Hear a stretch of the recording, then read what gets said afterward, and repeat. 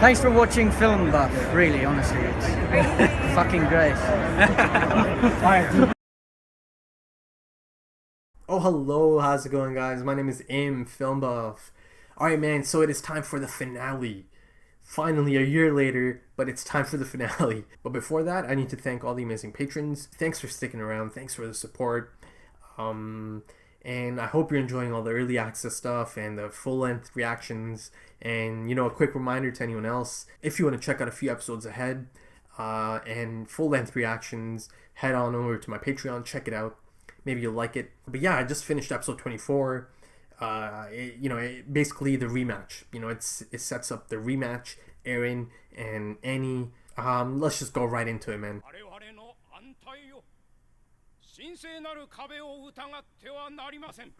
Dude's about to get crushed.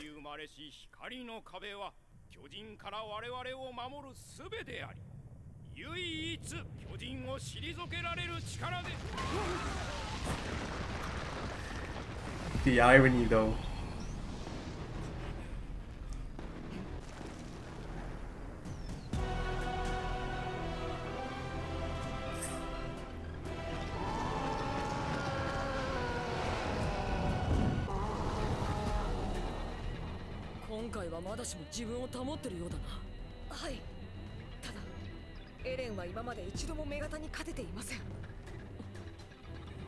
Kyojin になった以上、奴だって腹くくってるはずだ。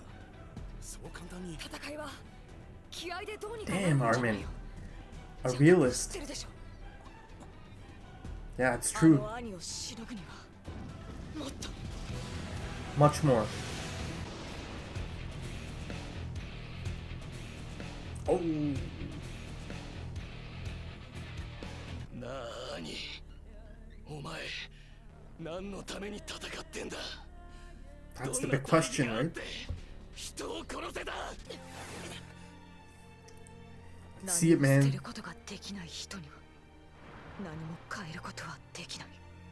Look at that stance.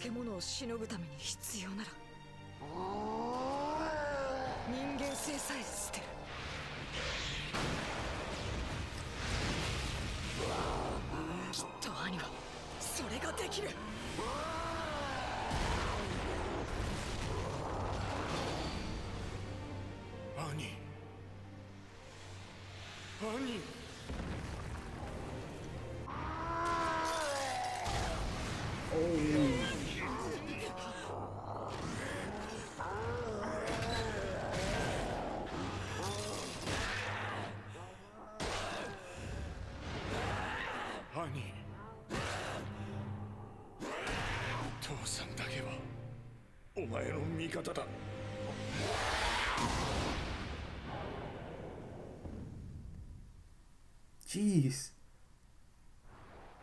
Her dad, man, I need to know more about that.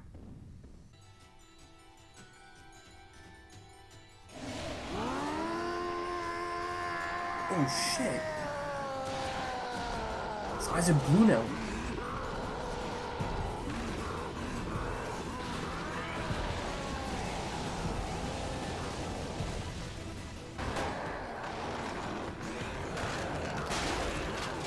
Holy shit.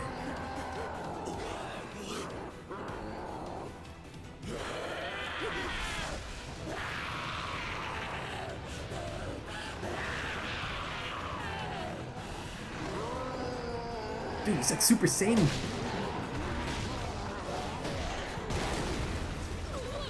Still, man, Annie's still fighting. Is it bad that I kind of want Annie to get out of here?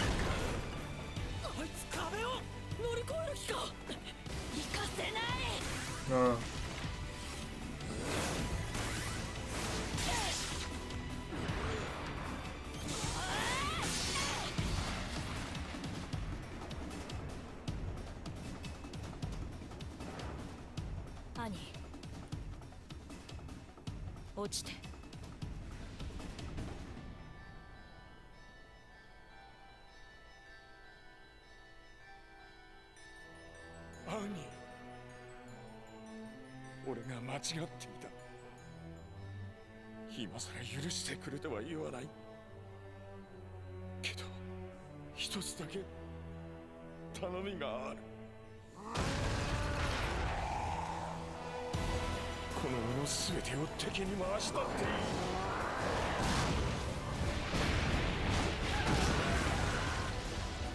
俺はこの世の全てを破壊する。この世の全てからお前が恨まれることになっても父さんだけはお前の味方だ。まずい、中身も食われるぞ。Yeah, that's like Eren is on like a. 自由だ。だから約束してくれ。帰ってくるって。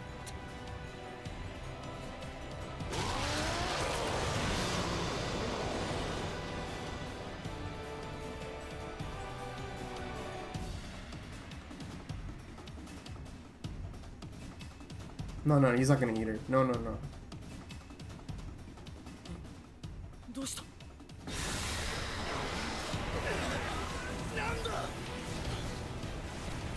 融合してる。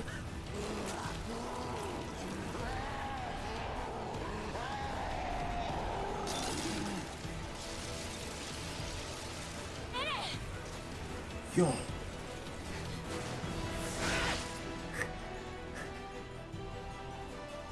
Hencho. 大事な証人を食うんじゃねえよ。バカ野郎。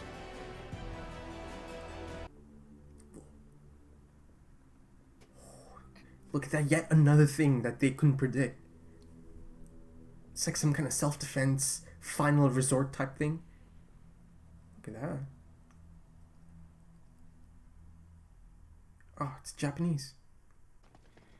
このまま兄から何の情報も引き出せなかったら何が残る？多くの死者を出し、その人生を失い、謎ばかり残して、それで何が？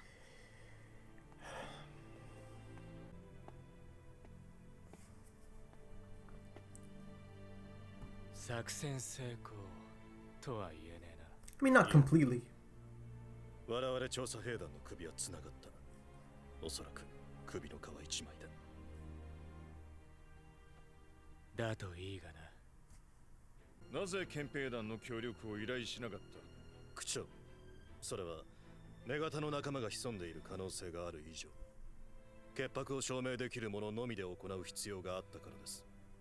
Look at that again. エレン、 It's like Frodo, and all his friends are here. 体は大丈夫？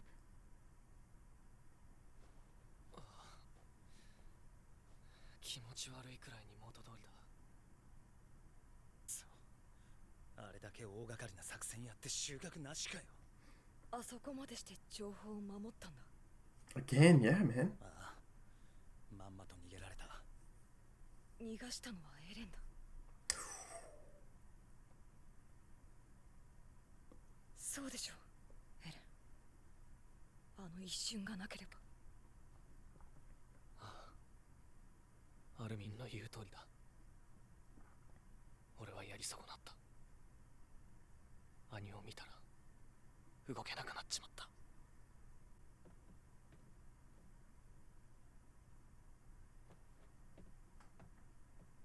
化け物をしのぐためなら人間性さえ捨てる。そうでなきゃ勝てねえか。人類が巨人に勝つための可能性の一つだよ。エレンならできると思う。なあ、そんな化け物になって巨人を駆逐したとして、それは人類の勝利なのか？ It's all you got, man.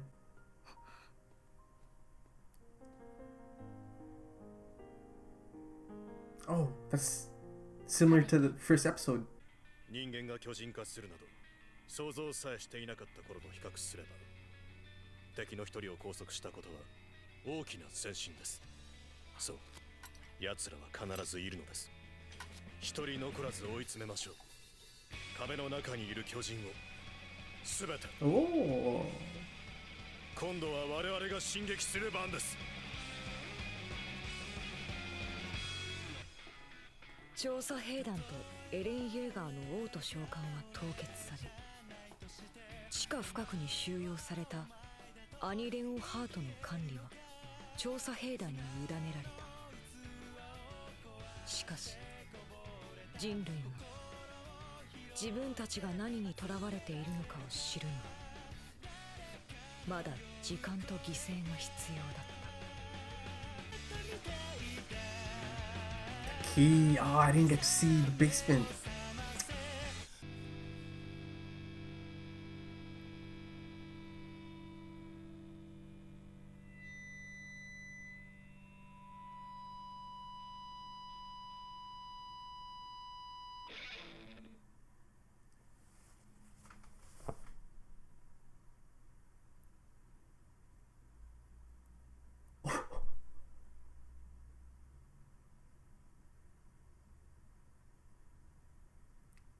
The fuck?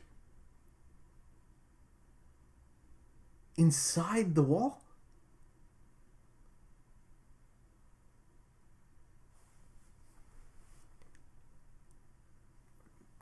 That's a game changer, man.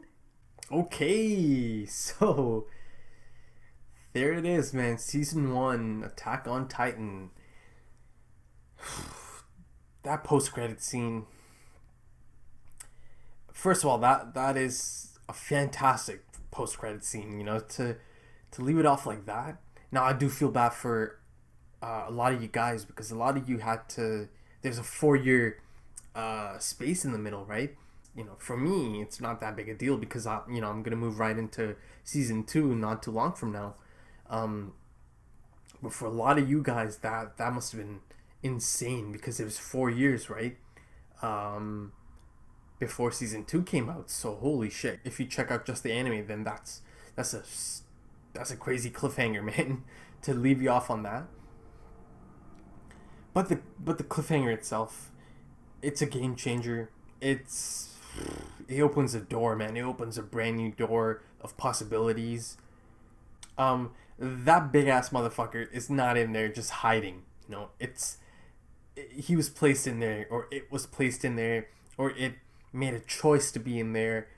And I believe the ending, now the official ending, you know, that was just Eren on the bed and the key. But the post-credit ending and the opening of the episode, they go hand in hand.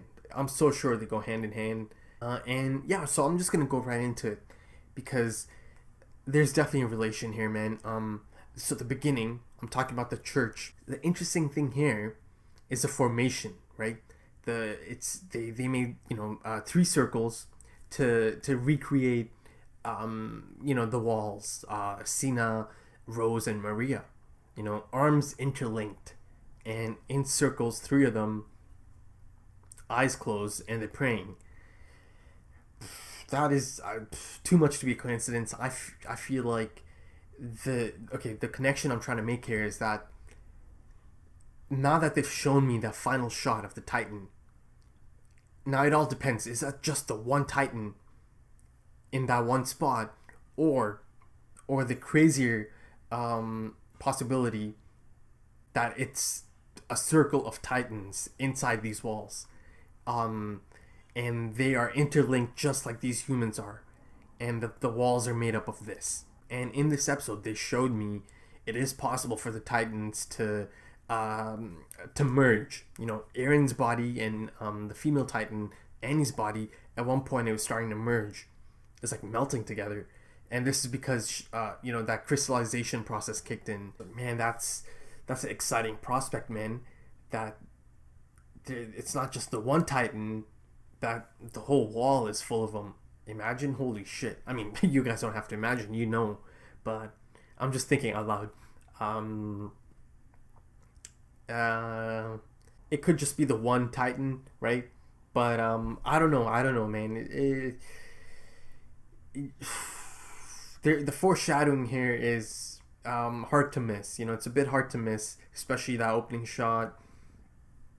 I don't know, man. This is just it's getting crazy now. The one thing I'm kind of sure about now, and I think I talked about this. I'm not sure if in the last episode or episode 23, that they might have had some help. So it makes sense, right, that the Titans, or these Titans, help them, help build the wall, and they're actually part of it, or at least this one is. And I don't think it was hiding in there. I think it was placed in there, or it chooses to be in there, or it made the choice to be in there. Now the question I have is that Titan an actual, is that an actual Titan and not, one of the human operated ones, like Annie, like Eren? Because I do feel like Annie's Titan is also the product of the serum. Eren's is for sure, because I've seen it.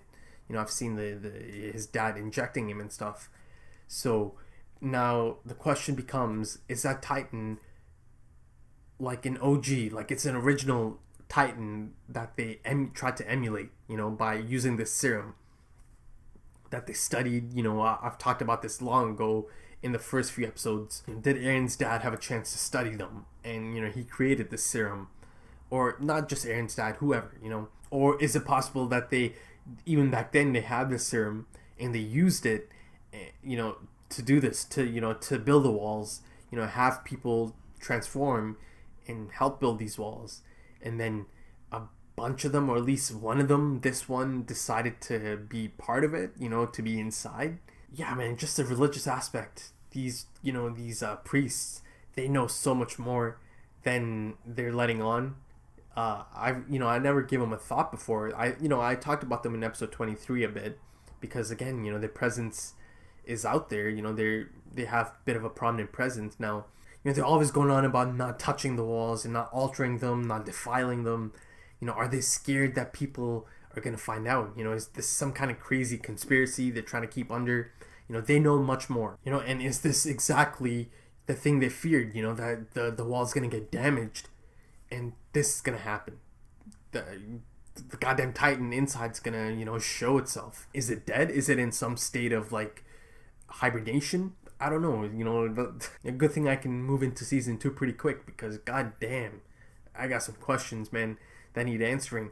The wall is supposed to, protect them from these Titans, yet there's Titans inside the wall, or at least the one I know of. And of course they don't want this getting out.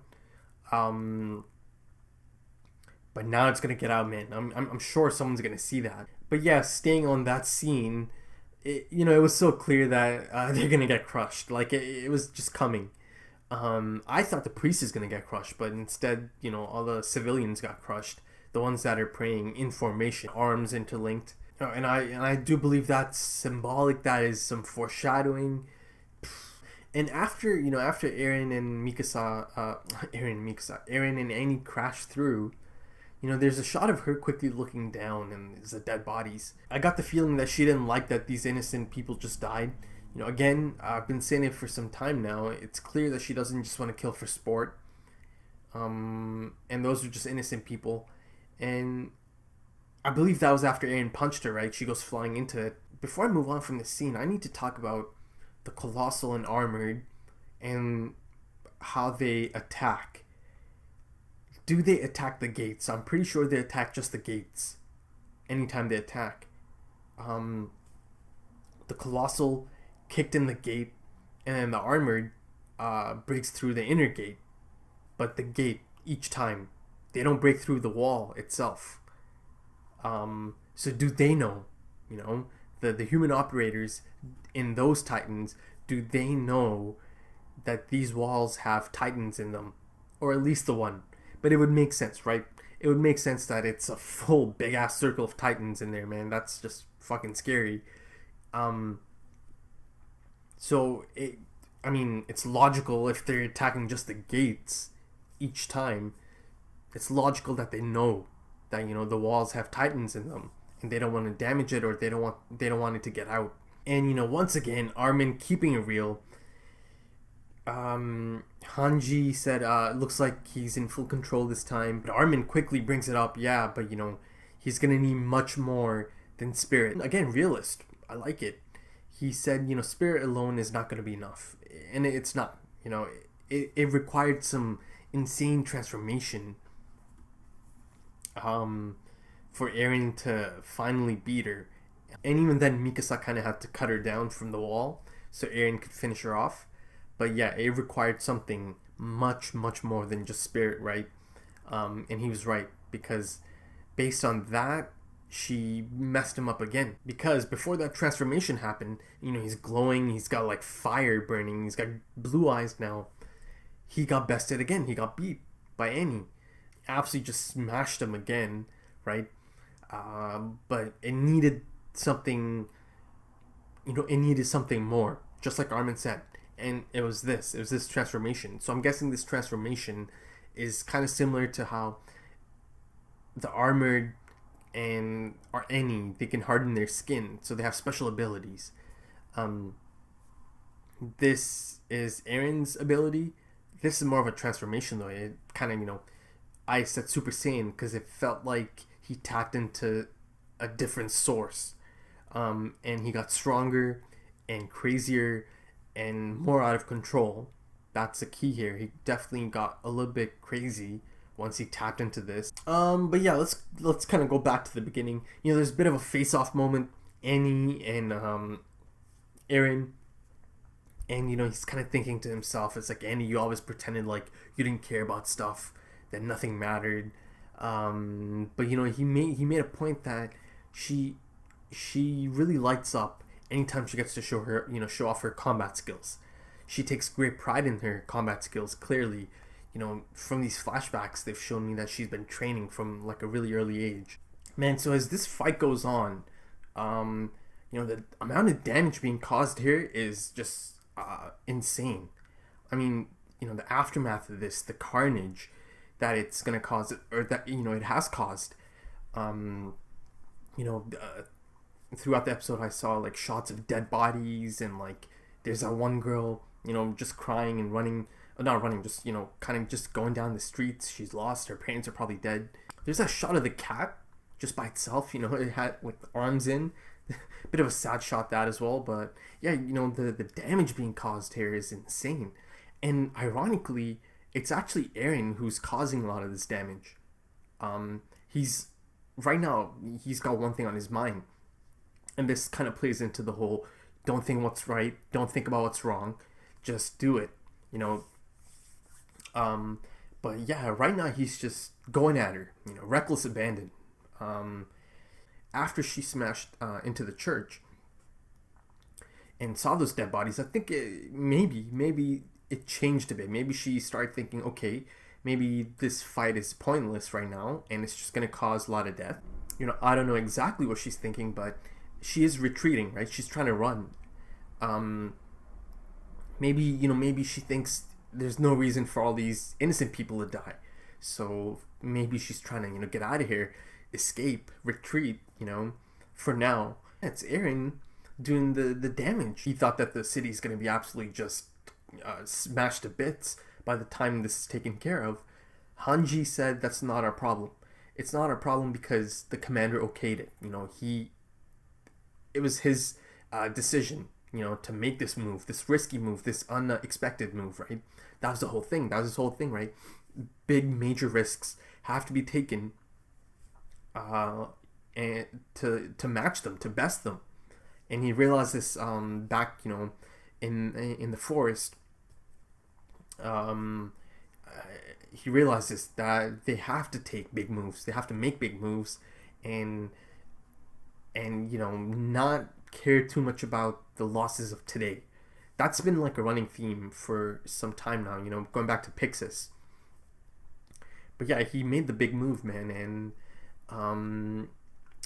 this is basically the price that has to be paid to take this chance, this one and only chance they have.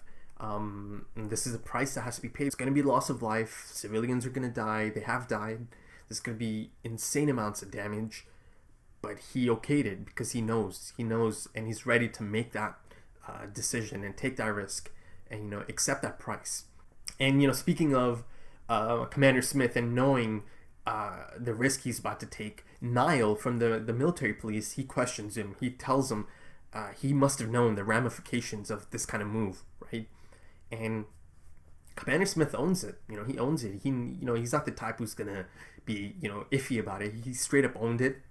and Niall is kind of losing him, man. He's like, he's not even caring about the big situation back there. Right now, he's more about the risk, this insane risk the commander has taken. You know, he's got a gun pointed in his face, but it's good that he finally realized, you know, at one point that, okay, maybe he took this risk and he actually does firmly believe that this is going to help humanity. And he's doing it for the, you know, humankind and survival of humankind. Now, in terms of the fight itself, it's kind of playing out in the same manner as the first time they met in the forest. You know, every now and then Eren's landing a big blow, but at the end he still got bested. She beat him again, you know. She hardened her shin and just kicked him in the face again and starts just like hammer fisting his head, just crushes it, pummels it in. And at that point, she beat him up again, you know, off to go climb the wall again and make her escape. But, you know, at this point, once again, Eren he taps into something. Just like the fight in the forest, at one point, you know, he's having that like crazy eye-rolling seizure type trance, right? Talking about killing all of them and just you know, eating them alive. So, you know, these thoughts of cannibalism, this primal urge, I know I keep saying that, but like this primal urge and like primal desire kind of takes over. The Titan's primal desire and urge takes over, and he's got to be careful, man. Going forward, I think he has to be careful and not to slide down that slope, because, you know, he could end up killing someone. You know, he could end up killing someone he cares for if he goes into that dark side too much. Now, I don't think he really has control over it. It just kind of happens, you know. It kind of just comes out because of the rage and the anger. So, you know, from the beginning of this show, he's acted a lot on rage and anger. And then, you know, throughout the show, he kind of got he learned how to control it. And there's that shot of, like, you know, it goes inside and shows Eren, and he's speaking again. He's, you know, in that possessed state almost. He's got to kill them all. And then, you know, that scene, it starts off like, you know, the flash goes off, like, you know, the next transition, and that song kicks in. I thought this whole sequence is just brilliant, man. Leading up to right till the end almost of that encounter. You know, this rage and anger, it's like a manifestation now in his physical form now, because he's got like fire burning on his body. It's like, you know, coming through this kind of lava or something. And then his eyes have gone blue now. You know, usually they're green, now they're blue. Bit of a transformation. You know, I dropped Super Saiyan because that's the thing I could connect it to at that point, that he's kind of grown to the next level. So I'm not sure if this is Eren's ability. You know, I'm not sure if that's a one-time thing, this transformation he's had. Now, it's tough to say if he was in control or he only had one goal in mind, to take any down. And Hanji even stops Mikasa. She's like, I don't think he's going to recognize you. So, you know, maybe hang back. But that's the big question, right? The ability and how they got it. I know how Eren got it, and I do believe that's how the rest of them got it. No, I'm not saying from Eren's dad. That kind of, you know, there's something else I need to talk about here. It's possible that there's a whole organization or something, a group, that takes them in, and gives them these abilities. I'll get into that a bit, you know, my thoughts on that, a few of the theories. There's that one shot of Eren. He gets Annie from behind. He starts crushing her face, man. He smashes her nose in. The screams, holy shit, man. He's like just bare hands trying to crush her. You know, at this point, as she's trying to run from Eren, I was hoping she makes her escape. You know, I was hoping she makes her escape, because I was afraid that Eren might kill her by accident. You know, I was just speaking of how Eren is in a different type. He's tapped into something else right now, something a bit darker. And, you know, yeah, at this point, it was clear that he might not be able to control himself, and he might accidentally kill her, you know. And that is definitely something he would have regretted if it happened, you know, if he accidentally, in his rage, in his, you know, in this form, he ended up killing Annie. She was fearful as well. At this point, for the first time, you know, there's fear in her face. You know, at this point, Eren is just going crazy, and there's that shot of his arm he's punching so hard that his arm just flies right off, you know, breaks and flies right off. And it lands right at the bridge the commander's standing on. And the commander doesn't even flinch, man. He's just looking at this. He's looking at this insane scenario that's going on in front of him, you know. So, a bit of a badass moment there. But getting back to the fight, you You know, that moment she starts to climb, there's a bit of a panic. Everyone's like, oh shit, she's gonna go. Mikasa jumps in. She's not gonna allow it. She cuts the fingers. And, you know, she basically tells Annie to fall. And this kind of kicks off this really, in my opinion, really emotional scene. For the second time in a row now, a scene that has Annie and the female Titan has brought me to tears. Like, I got teary-eyed, man. Just something about her falling, about, you know, just that sense of failure, and she's looking at the sky as she's going down. So that scene, and then, you know, the flashbacks that kick in, it just, for me, that was an emotional scene, man. So the flashback, again, it continues, right? Her dad is really upset. He said it was wrong of me. So, you know, he's upset. He thinks he did something. He made a mistake. So something he deeply regrets, clearly. So much so that he couldn't even ask for forgiveness. Like, he was too embarrassed to even ask for that because he's done something that shouldn't be forgiven, apparently. So I do believe this has something to do with her getting her Titan abilities. You know, did he offer her to something? Did he sign her up for something, you know, for money or some kind of incentive, you know, for some type of study or clinical experiments? And maybe she was exposed to the serum, you know.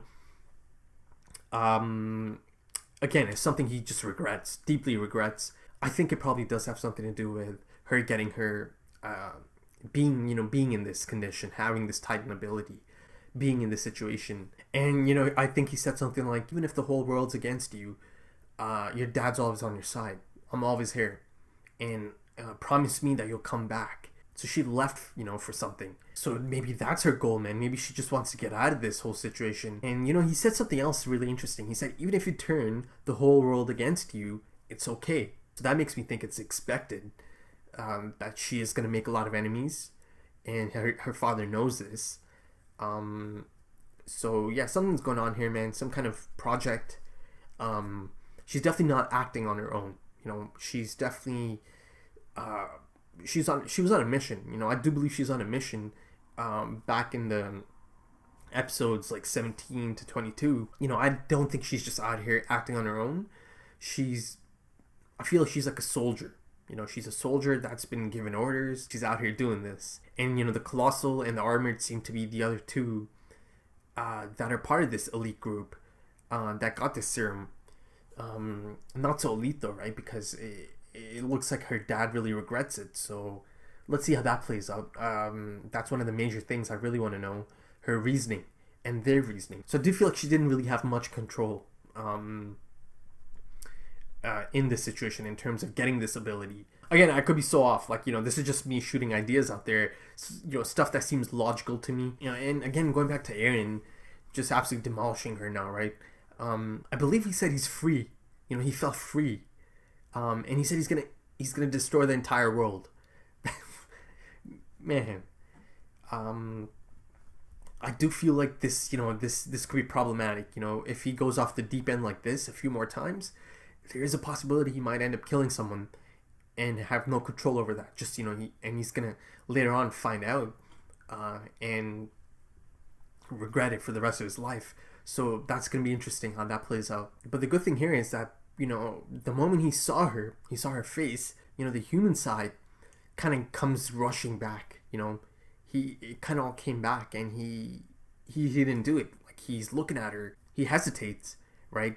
Just long enough that it gives her enough time to, you know, kick in this crystallization process, you know, self-defense type thing. Now I'm not sure if she was acting on her own or this is just something that kicked in, but the heat and the energy that it was emitting, it was so intense that it was starting to melt their bodies together. It was trying to merge their bodies together. And, you know, like I said before, this kind of plays into the final scene, right? The shot of the Titan inside. You know, it is possible that a long time ago, a bunch of these human-controlled Titans, you know, decided that they're going to give their life and protect the humans from the Titans. There's also a little bit of that symbolism in the opening shot. You know, in the church, the arms, you know, all the arms are interlinked. I don't know, I keep picturing something like that, like a bunch of fucking Titans inside, you know, arms interlinked. Holy shit, just imagine that. I mean, you know, I say that, but then the wall is insane. It covers an insane amount of area. So, it'd be a bit insane if it's built, if it's made up of only Titans on the inside. So that would require hundreds of Titans. So maybe not as many Titans as I originally thought. There's definitely one in there. There's definitely one in there that I know of, and I do suspect there's going to be others inside the wall. So let's see how that plays out. And later on, and this crystal thing, it's like diamond, tougher than diamond even probably. They show us, Jean trying to go at it, and the blade just breaks. Doesn't even make a dent or a scratch or anything. So if you get a bunch of Titans together, and they use this ability and, stand in the wall, that gives you a pretty strong foundation. So I'm going to go off on a tangent now, but, I'm thinking there's still a possibility that the Titans are a man-made problem that kind of got out of control, and I talked about this around episodes 14 or 15 or 16, around the time Sonny and Bean got killed. I remember talking about this then, just kind of throwing out ideas that it could have been a man-made problem, just something they lost control of, and then they tried to replicate it, and they did replicate it, in the form of the armored, the colossal, the female, and Eren, using that serum. So I don't know, man. There's so many questions, and I know season 2's 12 episodes long, so I hope I get at least some answers. Give me a little something. Levi Hincho has to come in and kind of cut Eren out. So even fractured leg, he's still kind of out there doing his thing, showing up at the right moment, right place, right time. Yeah, man. Okay, so let's move on to Commander Smith. He's kind of being interrogated. It's a bit of a debriefing. They asked him if he knew the identity, right, or if he had a good idea of it. How come he didn't get the military police's help? And he kind of basically kept the cards close to his chest. This is not information he really wanted to get out. And I believe he said that, he only wanted to make sure this information goes to the people he can trust most and can 100% trust, because he does suspect there are others, So that being said, let me jump to that quick shot of Connie, Sasha, Reiner, Mr. B in civilian clothing, right, on horses. Is it possible that these cadets are kind of being kept to the side? They're not in uniform, they're not in gear, they're in civilian clothing. I think these cadets are being kind of kept apart because they might be suspects. I don't know, man. I think it's because they're for now they're keeping an eye on the rest of the that class, the 104th, because at that exact moment Annie was in there, right, the 104th. So it makes sense that perhaps the others, the colossal and the armored, might have gotten in at the same point. It's logical, right? They might have been part of the 104th. Holy shit! Imagine. I just thought of this just because of his bald head. Imagine the biggest shocker I could possibly think of. Connie is a colossal. Imagine that though. Holy shit. It's highly unlikely, but just the thought of that kind of amuses me though, Connie, usually scared, turns out to be the biggest goddamn Titan. Now that would be poetic. I don't think it's likely at all, but if the show pulled something like that, I would be just clapping. I'd be standing up and clapping if they pulled that off. Connie being the colossal. And they pull like a Kaiser Sose on me. I know it's unlikely, really unlikely, but just thinking of his bald head. But okay, moving on from Connie. I've touched on this before. The armored Titan. I think I know who it is, and I think I have enough information. Back around the time I first started getting the thoughts of, oh shit, is Reiner the armored man? It started off at episode 17, because the most logical approach is that, Reiner told her. He told her, and she changed directions. And I know it's a big deal because they showed Armin freak out, about it. He looks back and he's like, whoa, she's going towards Eren. They wouldn't have shown that scene if it wasn't a big deal. She definitely got that information. But at this point, I'm not dreading it as much as before. Because now I've seen Annie, and it's clear to me that Annie is not evil. For the sake of being evil. She's not out here trying to kill humans for sport. There's a bigger picture, right? There's something else going on. She needs Eren for something. So I'm not dreading it as much anymore if Reiner does end up being the armored. I think the Colossal, that I have no clue. Like, I jokingly said Connie, but like other than that, I have no clue. Because that's a tricky one, no hair. It's one of the skinless ones. So that legitimately could be anyone. Well, a man. It's gotta be a male, right? But other than that, like it's a tough one to decide. But the armored could be Reiner, and at this point, I'm not dreading it as much because I know even if he is the armored, there's a bigger picture. There's something bigger at play here. It's not just down at Annie and Reiner being evil, So I'm not dreading it as much, but I would still hope that Reiner is not posing to be a good person. He is a good person. I'm going to talk about some of my favorites later on at the end of this. He's one of them, man. He's one of them. And I'll explain, I'll give my reasons. So I'm going to do a few predictions at the end. But, this is one of the major predictions that Reiner is the armored. I'm 25 episodes into the show. I know that the show is not going to pull some random shit. I know it's not going to do some cheap thing and throw in someone totally random that I don't know of. Some new person.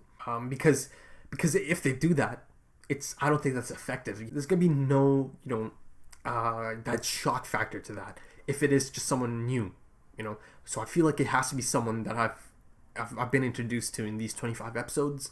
The most likely being Reiner. And there are a few things that kind of threw up a few red flags, but I didn't, back then I didn't suspect at all that Reiner could possibly be the armored. So I didn't make too big of a deal of it, but I have a decent memory. So I remember a lot of these things. Okay, so a few things that threw up red flags. This is around the time, Eren stops a cannonball, right? There's a scene of the rest of the cadets, the graduates, Jean, Sasha, Connie, Annie, Reiner, Mr. B, all of them, right? They're on this side, and there's that. I remember this clearly, and I remember talking about this. There's a shot of Annie kind of leaning, right, against the wall, just being Annie, and I see Reiner doing like a side eye. He's kind of like just looking at her. I don't know, he's just doing this thing, looking at her from the side, and then that blast happens, right? The cannonball goes off, and the blast happens. There's this pull-in shot of Reiner and his face, sweating, and the look in his face, absolute shock. Why show me Reiner for that moment? Just him and that shot of his face, and then the shock in his face. And who jumps to see what's going on? Reiner, Annie, Mr. B, and Jean. Those four. Reiner was the first one actually to jump to go see what's going on here. And remember back around episode episode 4 or 5. No, he died in 5. Or he didn't die. Eren didn't die in 5, but that shocking moment. I think it was 4. Remember I was talking about how for some reason, right after they graduated, the Colossal decides to show up then and there at that moment in front of these new graduates. If you think about it, it would make sense because Reiner is part of that. He's part of that crew that graduated, so he knows these are new recruits. And I feel like it's really possible that he gave the Colossal a heads up, and the Colossal decides to, attack at that moment. Damn, man. So see, once you start thinking about it, the pieces kind of start coming together. But that being said, the armor didn't show up that time to go and break the inner gate, like in episode 2. So that is another question that needs answering. Could Reiner not make it? If it is, if indeed it is Reiner, could he not make it there in time? Or is there reasoning that he didn't attack at that point? But, you know, at this point, I'm not dreading it as much as seeing Annie and her story play out, the female Titan, and seeing how there's so much more than meets the eye. I'm not dreading it as much anymore. Okay, let's get back to the ending to the episode. You know, there's a hospital scene. It reminded me of Frodo. Remembering Fellowship of the Ring? Frodo is kind of recovering, and Gandalf's there, and then Merry and Pippin, they're all there. Sam. It was really reminiscent of that. Not as joyful, of course, but, you know, it just reminded me of that, the curtain kind of blowing, and it was great to see Jean in there. You know, it goes to show you that he is one of the main characters of the show. For me, he's been one of the main characters for some time now. But, you know, it shows that this is kind of his inner circle almost. You know, he's like lifelong friends with Armin and Mikasa, but like this is kind of like a rival that turned into someone that can be respected. You know, these two probably have mutual respect now, Jean and Eren. So it was great to see Jean, you know, in there. And a few interesting things Eren said here. You know, he said, "It's strange how normal I feel. It's possible that his body is finally getting used to the crazy, you know, process of this Titan transformation, you know, the rigorous impact of it. And now it's starting to become more of a control thing, just like Annie. You know, Annie had it down to science. The transformation and, you know, the ability to transform on demand. In terms of the next thing he said, you know, he said it felt good to have my body ripped apart. I felt like I wanted to die. That almost possessive state. I feel like that's the Titan side of him just really kicking through, you know, and overtaking his human side. So yeah, it's something to look out for. Armin and Jean are kind of talking, and there's, you know, throwback to episode 1, the two birds flying. You know, that was an iconic moment from episode 1, right? It kicks off showing me the two birds and shows me the hand, the Colossal's hand, right in the beginning of episode 1. So cool, you know, throwback to that. And, you know, at that moment, for a split second, I thought maybe this might be the cliffhanger that, you know, the Armored and the Colossal are going to attack right at the end. And yeah, man, a declaration of intent, right, by Commander Smith. He's like, now, you know, I believe he said something like, at one point, you know, it was unheard of to even have a human turn into a Titan, right? But now they have one on their side, and they've actually gone far enough to capture one. So there's definitely growth. They've definitely, you know, learned things. They've definitely made a big step forward. The next step is to take the initiative and launch an attack on Titans within our walls. That's what he said, man. That's goddamn exciting, because that means, you know, and I touched on this earlier, he suspects there's others, right? And he straight up said it at the table, there's others. And he wants to launch an attack on them. So yeah, man, now the ball's in his court right now. He wants to take the initiative, and he wants to launch the first offensive. So that's exciting. That's really exciting. And yeah, man, the official final shot of the episode, a shot of Eren, you know, finally getting some rest, goes down to the key to the basement, the Shiganshina basement. You know, that was something that was teased all season. Didn't get to see it. I'm sure season 2 is going to show me, surely. I mean, if they blue ball me all of season 2 and don't show me the basement, I'm going to be a bit annoyed. I need to see that goddamn basement, man. It's a big deal. Clearly, it's a big deal. And that's that. And, you know, I already talked about the post-credit scene earlier on. That's the ending, man. There you go. That was a really good finale. A fantastic finale. Enjoyed it. Finally done season 1. Took me a long time. It's not going to take that long to do season 2. I'm going to do that much faster. Right now I have some time, you know, to get through all of this and be caught up for season 3. And, you know, I do plan on doing season 3 as it airs alongside all of you guys. So that's going to be fun. I'm really excited about that. Okay, so that's the episode, but I'm not done just yet, you know. I just finished a full season of a show, so there's got to be some of my favorites, you know. You know, it's time to give you some of my favorite moments, my favorite characters, some of my predictions, and some of the things I would love to see in season 2. So I kind of sat down and, you know, made a list of the favorite characters, the questions I have that, you know, that need answering, favorite moments.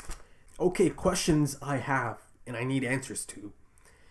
Basement in Shiganshina. I just talked about it, teased all season. It's so crucial. Eren's dad told him to go there. It holds the truth about the Titans. What's in that basement. I need to know, is it possible that Annie was taking him to the basement because she wants to know, and maybe she thinks it could help her, kind of get rid of this Titan ability. That's just one of the things I tossed out there, but who knows? At this point, it's possible. Then, well, talking about Eren's dad, that's one of the other questions I have. I haven't seen him all season. Episode 1 is the only time I saw him. I saw him in flashbacks, injecting Eren. But other than episode 1, he's been gone, man. So,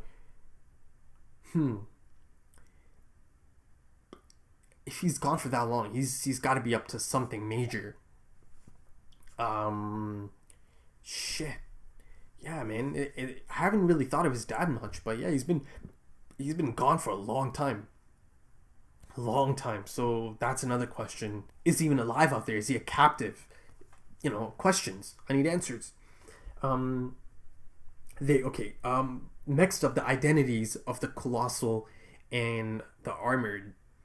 One of them seems like it is Reiner.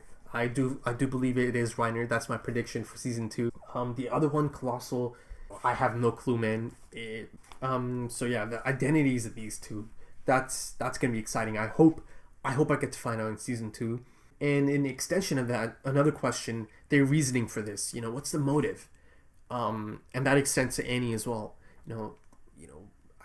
There's so much going on here, man. There's so much, there's some Illuminati, like, behind the scenes type shit going on. I need a lot of answers. I need to know their reasoning for this, man.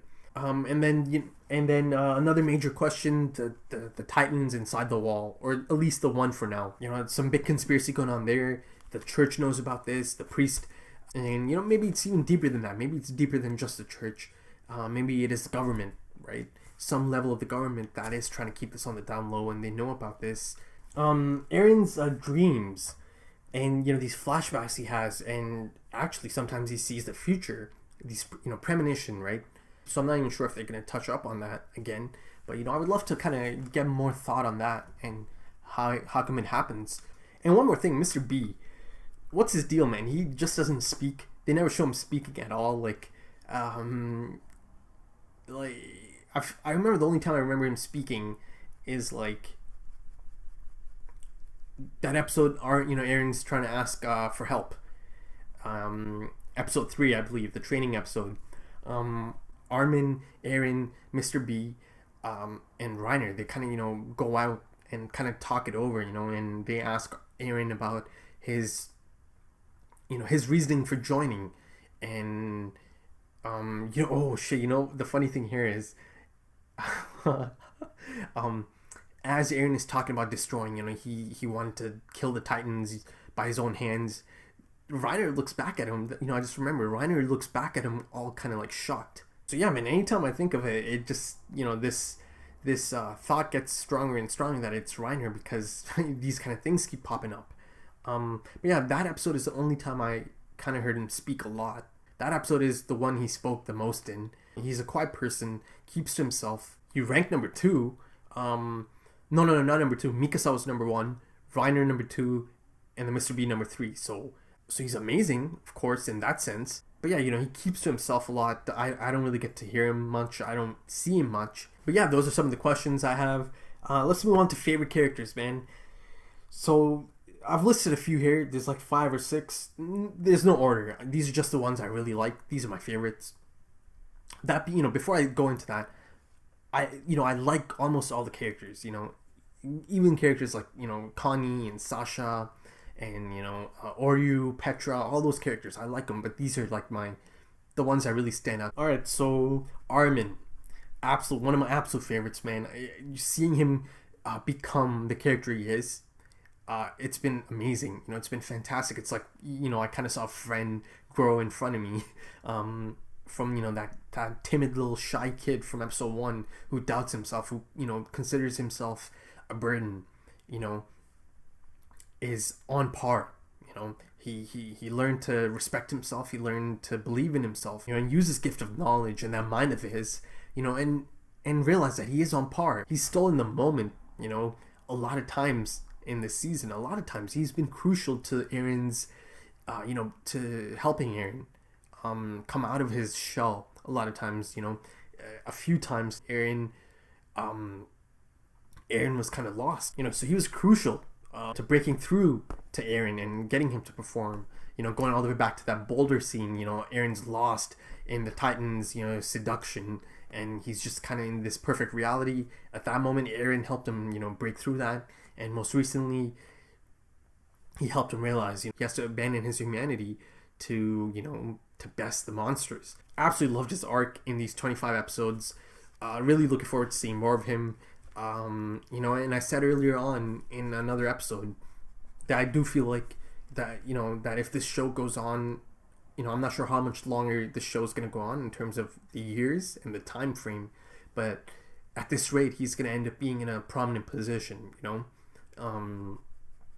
He reminds me of a young Commander Smith. I feel like that's how Commander Smith would have been at that age.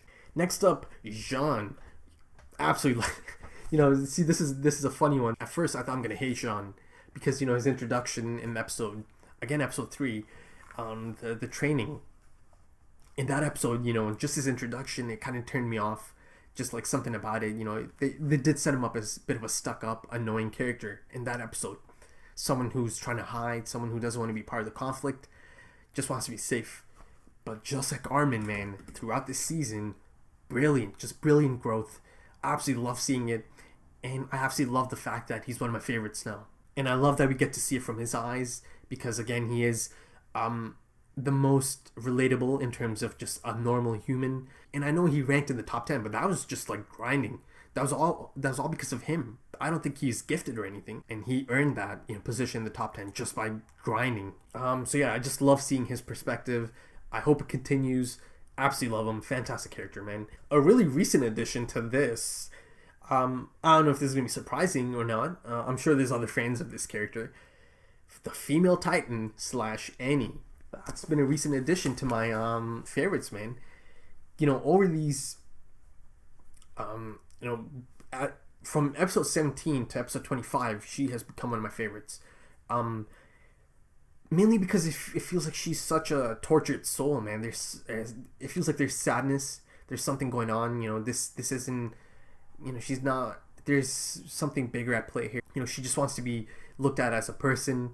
And that intrigue of knowing how she got in this situation really, really made me like her even more. And going into season 2, I hope at one point she does come out of that, that crystal thing, and I do get to know a little bit more about her background.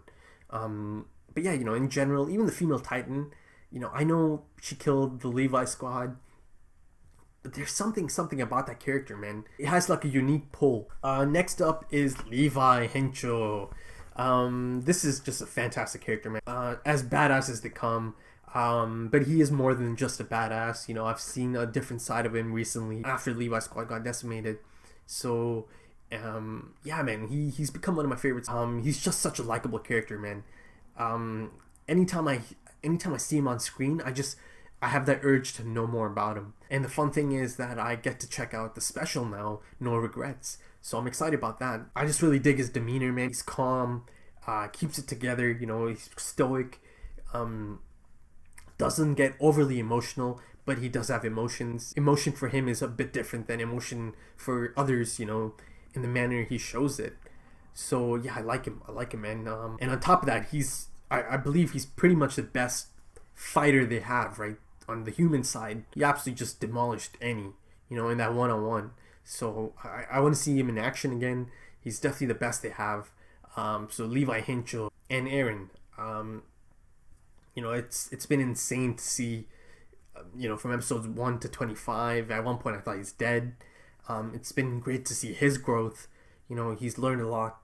He's lost a lot. From the beginning, he's had this desire, this fire to exterminate the Titans. And everything that's happened since then, him trying to make that happen, he's got such deep hatred for them, and of course that tends to happen if you see one of them, kill your mother, and the whole intrigue surrounding his ability to, transform into a Titan, that is, one of my big questions. Like I said earlier, How did this happen? The serum, are they going to take me back to that point and show me? Am I going to find out how the serum came to be, right? He is the hope. He is kind of like a god almost, you know, to some of these humans. The hope they have a Titan on their side. Excited to see his story play out in the second season. Excited to see him go to the basement, man. I need to see that. That's crucial. Reiner, another one of my favorites. You know, I've really liked him since, you know, early on. Going again, you know, the training episodes, episode 3. If you've seen my reactions, that scene really stuck with me. Him, you know, having that moment. Him, Mr. B, Eren, and Armin having that moment outside. You know, that beautiful shot of the lake. Just something about that scene as he turns to Eren. He's like, I believe it's like, oh, Eren Yeager, was it? He's like, you'll do fine. It's gonna be okay. Just, you know, fix your belts. But just, you know, that in the manner he spoke to him, I really liked it. Again, you know, I've said that it feels like he's a bit of a big brother type figure, not just to Eren, to Armin as well, man. I've seen him really care for Armin. You know, in that training session, I remember Armin's kind of falling behind, and he kind of takes his bags, puts them on, and then after episode 17, you know, he's really looking after Armin. You know, so I love that he's this, you know, caring individual, but he's also this absolute badass, you know, so I love that combination of the two things. Makes him really likable. And that's another character I would love to get some background information on. I know him and Mr. B came from some kind of village. That's the only information I have, you know, on their background. And, you know, almost losing him in episode 17 had me absolutely shocked. That would have been, if he actually died that moment, I would have been pretty sad. But, you know, again, now there's a new possibility that, you know, he is the armored. That's my big prediction, that he is the armored. I don't think it's going to change. Like, I'm not going to start hating him or something. You know, to me, it might actually be even more intriguing if he is the armored. You know, because that, again, just like Annie, it raises a lot of questions about the background and how he came to be the armored. He's going to stay my favorite, even if he does end up being the armored. That's not going to change anything. So yeah, those are like my absolute favorites. And then, you know, there's characters like Mikasa. Of course, I like Mikasa. You know, a fantastic character as well. And Commander Smith, you know, I can't forget about Commander Smith.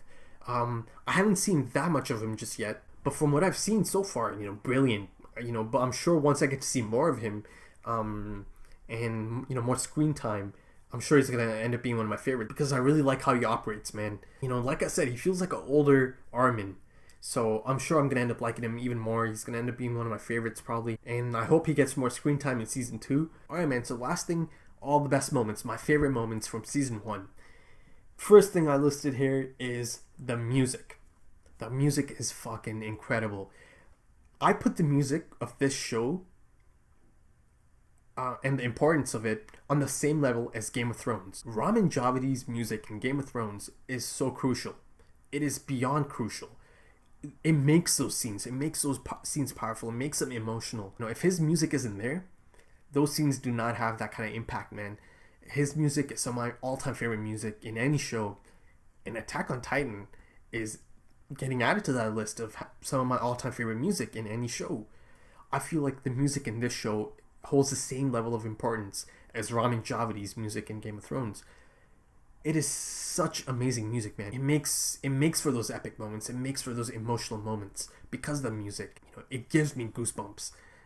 That's usually a good thing, right? If a moment, if a piece of music can give you goosebumps, you know it's incredible, man. If it can make you feel like that, so incredible music. I need that soundtrack, man. There is so much amazing music, so just brilliant. Absolutely loved it. Episode 1. Episode 1 is another favorite moment because that's how you kick off a show, man. Because holy shit, that they pulled that in episode 1. It was absolutely shocking. It hooked me from episode 1. It hooked me fast, and it showed me how insane, how intense, how brutal this show can be, you know, and the situation these humans are in. Another favorite moment is Eren's flashback back to the moment he gets the injections from his father, because that kicked off this whole thing about him being a Titan and him having this ability, and kicking off all this intrigue, of the serum and how it came to be, and that's those are questions that need answering in season 2. Love that. Episode 5. that's a bit of an unforgettable episode, right? That is, before the big shocking ending, Eren does go up against a Colossal, right? He gets his chance. He doesn't choke. He takes that chance and he goes at the Colossal. So I thought that was a big moment for Eren, for the show. And then of course the ending, probably one of the most shocking endings of any show I've seen, in recent times. I'll never forget Armin's screams. That's like seared into my brain, man. But yeah, shocking moment. And the next favorite moment is the first time Eren Titan shows up, and punches the other Titan because Mikasa is down there about to get attacked. And Mikasa sees him for the first time. Another favorite moment, Armin, I think this is a next episode or a few episodes later, Armin has to come up with a plan. He's put on the spot for the first time. For the first time, he gets to, apply himself and apply his mind. And he, comes up with a plan to take out the Titans. And that lift plan, right? The spinning lift. And some of the better fighters have to, jump in and take him out. So I love that moment because it gave Armin the limelight. It put him up front. And he got to, prove himself. And, and prove to himself that he is... he is important. Mikasa seeing Eren for the first time again since, she thought he died, emerging from the Titan's body, and, she starts to cry. That was one of the moments that had me teary-eyed. So, yeah, it was a powerful moment. Levi's intro was fantastic. Right from the beginning, I was just like, who is this bad motherfucker?